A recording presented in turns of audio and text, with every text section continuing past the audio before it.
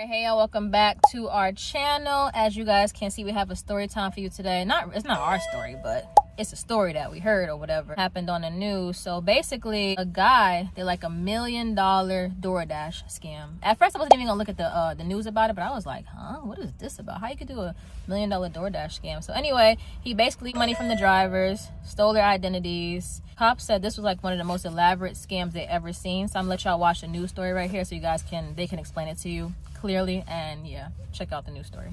Smith would use one of his many phones to place a fake DoorDash order in California.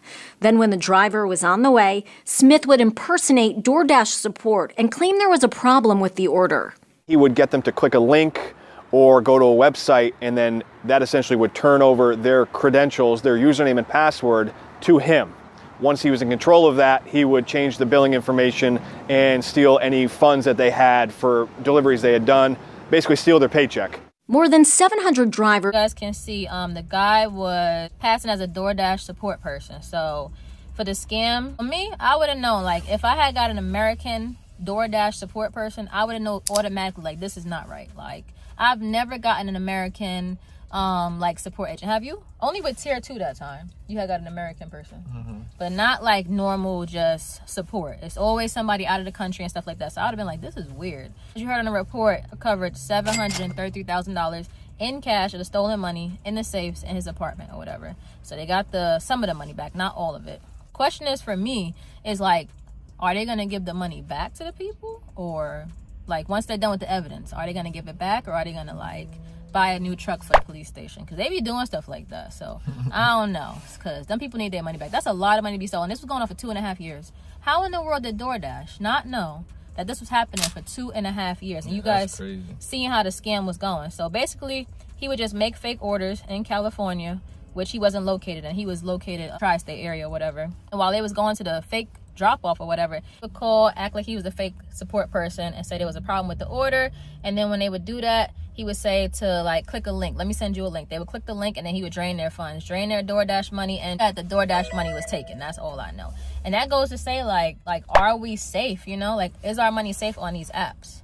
So yeah, let us know like down below, like, how could that easily happen to somebody that's doing DoorDash? There should be some type of like safety measures in there so your money won't get drained from your account, because that's crazy. For 2.5 years and did it to all these different drivers and stuff like that, that is insane. I don't know who came up with that idea, but it's no way that he was working alone. That's a very complex idea to think of. I would never even think of that. I don't think of scams and stuff like that, but who thinks of something like that? Like, that is really crazy. So like I said, it was going on for 2.5 years. 700 drivers in California were scammed.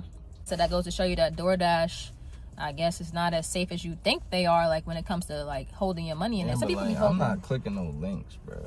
Yeah, that's like, I ain't clicking no links. I don't care who say to click the link. Like, Instacart, Spark, I'm not clicking no links. I don't click links at all. Even when we have like sponsorships, I don't click links. I'd be like, how do I know it's not a scam? Because y'all could be telling me click a link, and they be doing the scams like crazy, texting us and stuff with click the link, and then our bank account is just gone, you know?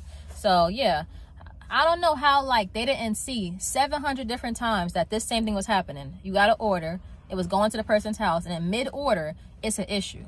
And then it gets refunded, or whatever happens, or however it goes. I don't know, but y'all heard the news story. So anyway, 2 days before, he was going to take a plea deal or whatever for this case, but he got into an altercation, and he was unalived. So he'll never serve the time for the situation that happened. And like I said, they're going to figure out in March what they're going to do, because they're going to officially drop the charges against him in March and see what they're going to do with the money. I hope they give it back to the people who's owed, because that's a lot of money to be owing to people and not giving them what they deserve. So that's not right. Hopefully this won't happen again. I'm not really sure or whatever. But let us know down below, like, what do you think? People be having like so much money in their DoorDash account and their Uber Eats account. They be having like $1,600 in their account. So imagine, he told you to click the link, and you have that, you about to cash out at the end of the week. He takes all your money. That's your bill money. Oh, he was draining their DoorDash. Yeah, their DoorDash. And then he was opening accounts for debit cards. Put the debit card in their name and then take the cash out. That's how he got all that cash out and stuff like that. So how was he getting into with that like link? The DoorDash account though. Yeah. He asked them like what their credentials was. He would change the passwords and stuff like that. It was a whole elaborate scheme. Like, you really had to think that out, because that's a lot. Like, and for 2.5 years getting away with that, Absolutely insane. 2.5 years. All that money, and all in cash. He had it basically. Like, it was $1 million, but he spent obviously some of it. But I don't know what the altercation was. Was it somebody he was working with and he was like, oh, don't rat me out or whatever? No clue what happened. We don't condone the violence and stuff like that, but you know, I don't know. Like, that was a crazy thing that was going on and stuff like that. So let us know what you think below. I would say be careful leaving lump sums in your accounts. Word. Just in case somebody think of that scam again, because the news explained everything. So somebody else could be like, oh, let me do it now. Let me pick up that scam and see, because are they protecting us against it? Who knows? Because 2.5 years they wasn't with the California driver. So that's pretty much the story for today.